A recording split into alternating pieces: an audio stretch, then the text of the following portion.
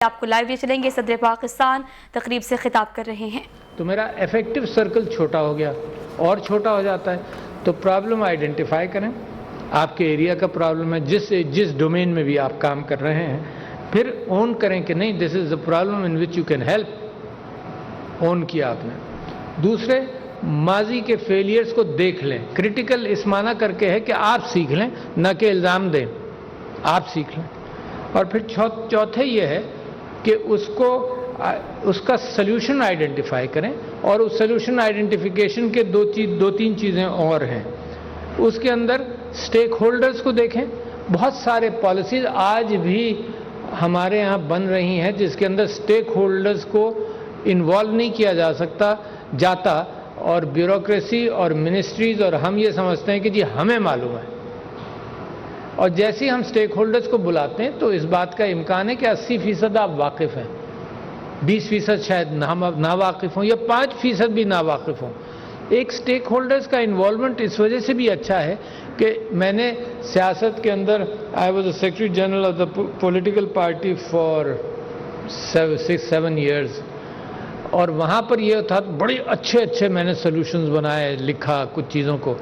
اور اگر میں نے سٹیک ہولڈرز کو انوالو نہیں کیا تو the first reaction is rejection, اور اگر انوالو کر لیا تو اچھا یا برا اونرشپ مل جاتی ہے.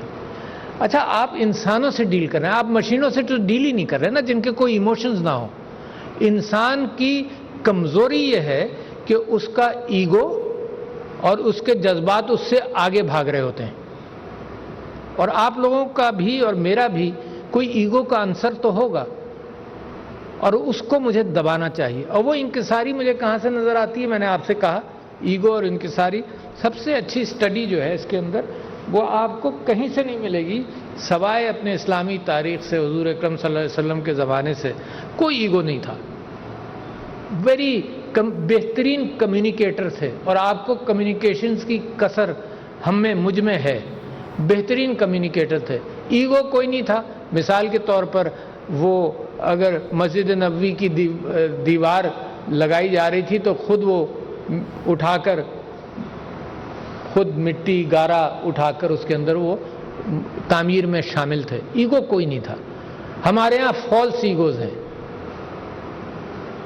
میں اتنا بڑا کون سی کیفیت ہوں, میں نے مر جانا ہے, کون سا ایگو, کیسا ایگو دنیا کائنات کے لاکھوں سال کی کائنات میں, کیسا ایگو جو مٹی میں مل جائے گا in a few years from now. تو ایگو کی بیٹل اگر آپ نے جیت لی تو بہت بڑی بیٹل جیتی. اچھا, یہ مجھے جب یہ کوئی نصیحت کرتا ہے میں کہتا ہوں میرے لیے نہیں ہے, دوسروں کے لیے. میں آپ سے گزارش کر رہا ہوں کہ میری بات آپ میں سے ہر فرد کے لیے ہے. Keep that in mind. It's very easy کہ کسی واز میں بیٹھ جائیں اور سوچتے رہیں کہ ہاں بات تو صحیح ہے, ہاں بات تو صحیح ہے, مگر میں نے تو قابو کیا ہوا ہے. نہیں کیا ہوا. It comes back again and again. یہ انسانی فطرت کے حصے ہیں, یہ ایگو اور ہیوملٹی کی تلاش. ایون اللہ سبحانہ و تعالیٰ ڈائریکٹڈ آر نبی کہ یہ آدمی آیا اور ڈائریکشن کے اندر یہ تھا کہ اس سے اچھی طرح سے بات کرو, اگنور نہیں کرو. اتنی بڑی بات. اللہ سبحانہ و تعالیٰ ریمائنڈنگ دا پرافٹ کہ تم اچھی زبان تمہاری ہے لہذا لوگ تمہارے ساتھ ہیں. تو میں یہ سمجھتا ہوں کہ, اور آپ دیکھیں پھر کیا ایک چیز سے اور میں متاثر ہوا اسلامی تاریخ سے کہ عمال کہتے ہیں جو آدمی جس نے کچھ کرنا ہے, ذمہ دار ہے, آپ جیسے عہدے دار عمال ہیں. ان کے 3 ڈائریکشنز ہیں جن کو میں فالو نہیں کر سکتا, اور خواہش تو میری ہے. اس میں سے ایک چیز میں فالو کرنے کی کوشش کرتا ہوں, 2 میرے بس میں نہیں ہیں. ایک ہے یہ کہ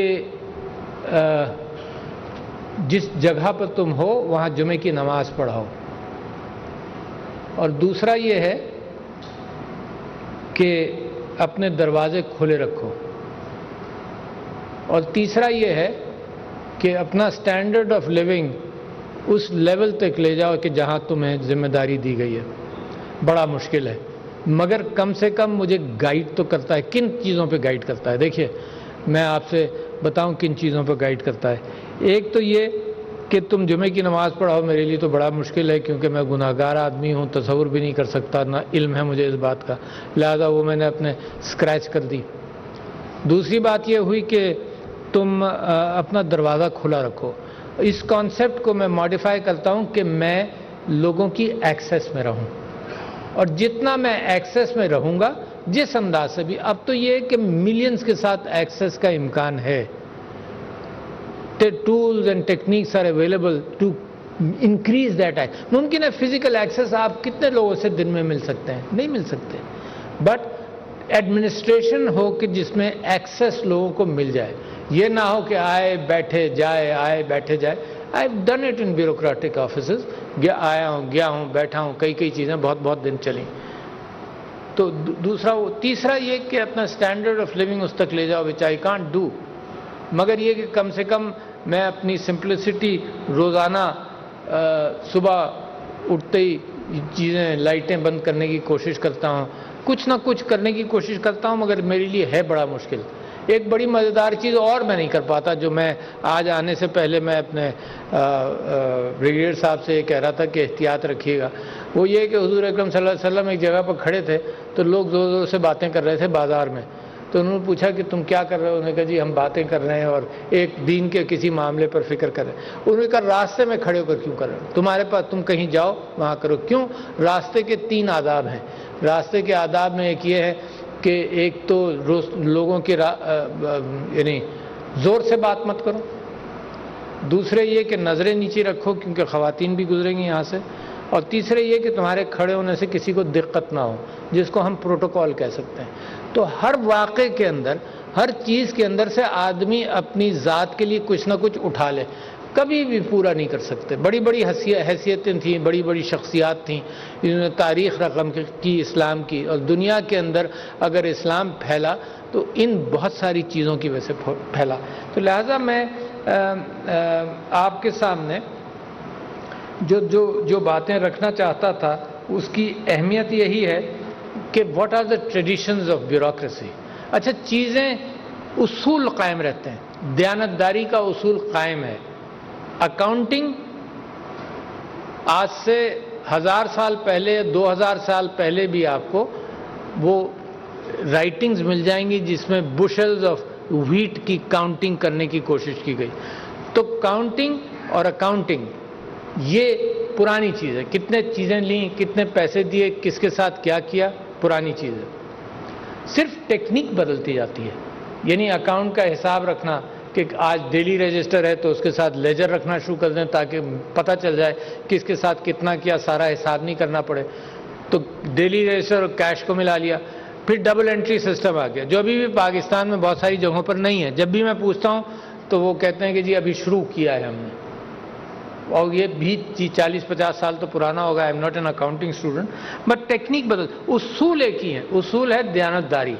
یہی آپ کو بھی میں کہتا ہوں کہ آج صبح، کل رات کو میں ایک کتاب پڑھ رہا تھا، ایک سی ایس پی آفیسر جو 303 افسران میں ریٹائر کیے گئے، he belong to East Pakistan, retire کیے گئے، تو انہوں نے ان کے بیٹے نے ایک کتاب لکھی کہ کتنے آنریبل شخصیت تھے، کیا ہوا، اور یہ پولیٹیکل ریزن سے ہٹائے گئے۔ اس میں روداد خان صاحب نے بھی لکھا کہ ہاں جی پولیٹیکل ریزن کی وجہ سے ہٹایا گیا۔ تو یہ جو زیادتی ہیں یہ بھی زندگی کا حصہ ہیں۔ اچھا، یہ صرف بیوروکریٹس کے ساتھ زیادتی نہیں ہوتی، میری زمینوں پر قبضہ ہوا ہے، اور میں جس کرسی پر ہوں تو وہاں بیٹھ کر یہ بھی سوچتا ہوں کہ یہاں ہوتے ہوئے تو میں خالی نہیں کراؤں گا، 25-30 سال 40 سال سے قبضے ہوئے ہوئے ہیں۔ تو یہ زیادتیاں انسان کی زندگی میں، انسان کیا کرتا ہے، درگزر کر کر پرائرٹیز طے کر کر ان کو یا تو ہٹ کر نکل جاتا ہے یا پھنسا رہتا ہے۔ تو بیوروکریسی کے اعتبار سے اس بات کا بھی امکان ہوگا کہ جو آپ کے باسز آئیں گے ان کے ساتھ کسی کانفلکٹ کا امکان ہو، تو آپ کو یہ بھی سیکھنا چاہیے کہ آپ کانفلکٹ، اصولی کانفلکٹ کو جہاں تک آپ لے جا سکتے ہیں ضرور لے جائیں، کیونکہ یہ ملک بدلنا چاہیے۔ اور یہ ملک بدل رہا ہے. It has to be responsive to the people. یہ ملک، میں کل پرسوں ایک جگہ میں گفتگو کر رہا تھا، ریسورسز سے ملک نہیں بنتا. اگر آج میرے ملک میں تیل نکل آئے تو میں اللہ کا بے انتہا شکر گزار ہوں گا. اچھی مقدار میں نکل آئے اللہ کا بے انتہا شکر گزار ہوں گا. مگر میں یہ امید کروں کہ وہ ملک بدل جائے گا، اس سے نہیں. لوگوں کے مسائل ضرور حل ہو جائیں گے. ملک بدلتا ہے ذہنوں سے. یہ میں کتاب کا ذکر کیا جیرڈ ڈائمنڈ، انہوں نے 7 ممالک کا تجزیہ کیا کہ ملک بدلا تو کیوں بدلا. چلی کا کیا، انڈونیشیا کا کیا، جاپان کا کیا، اور 3-4 اور ممالک کا کیا. تو صحیح فیصلے مگر ذہن سے بدلتا ہے. The nation changes. اور نیشن چینج کے اندر اخلاقیات اور ہمدردی بنیاد ہے، باقی چیزیں بعد میں. ریسورسز بہت، ایجوکیشن، تعلیم، اس کے ساتھ ساتھ تعلیم، صحت، یہ 4-5 فاؤنڈیشنز ہیں نیشنز بننے کے. گڈ لیڈرشپ، یہ بھی بے انتہا ضروری. لیڈرشپ امنگ دا بیوروکریسی، یہ بھی بڑی اہم بات ہے. لیڈرشپ کا تو کمال یہ ہے کہ نور الدین زنگی نے کسی کو گورنر بنا کر بھیجنا تھا، بغداد کا خلیفہ تھا، گورنر بنا کر مصر بھیجنا تھا.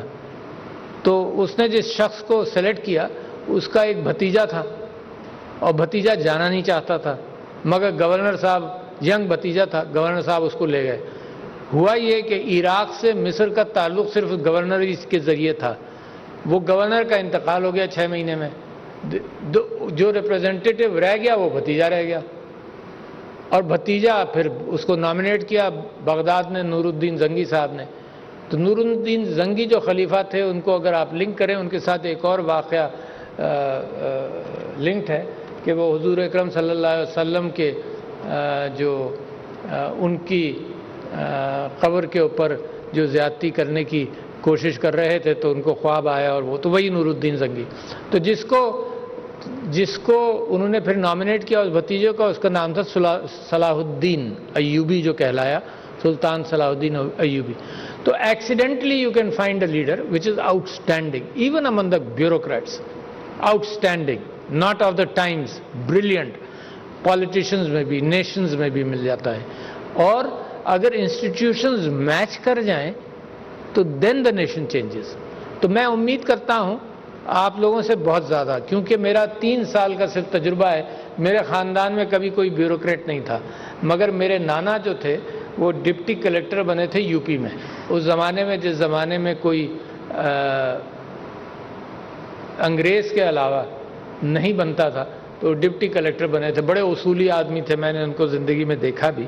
تو other than that I have no input of bureaucracy, but I have 3 years of experience of things which seems very easy آؤٹ سائڈ. یہ تو یوں ہو جائے گا. آپ کو معلوم ہے کہ میری پارٹی یہ کہتی تھی کہ کرپشن ہم 90 دن میں ختم کر دیں گے، کہتی تھی نا. I believed in that. I thought it is easy کہ اوپر آدمی چوری نہیں کرے گا، نیچے تک ٹھیک ہو جائے گا. But when you have millions of people, جو گھن اور جو دیمک لگتی ہے وہ آسانی سے ختم نہیں ہوتی. تو سم ٹائمز تو میرا ایکسپیرئنس جو ہے بہت اچھا بھی ہے. I have had very good officers, I have very good officers. At the same time میرا ایکسپیرئنس یہ بھی ہے کہ ہر جگہ بریک لگ جاتا ہے. جو چیزیں آج سے 4-5 سال پہلے ہونی تھیں، جو میں نے انیشیٹ کی 2018 میں، وہ ہونا چاہیے تھا 2010 میں، اس کے اندر بھی بیکاز آف لیک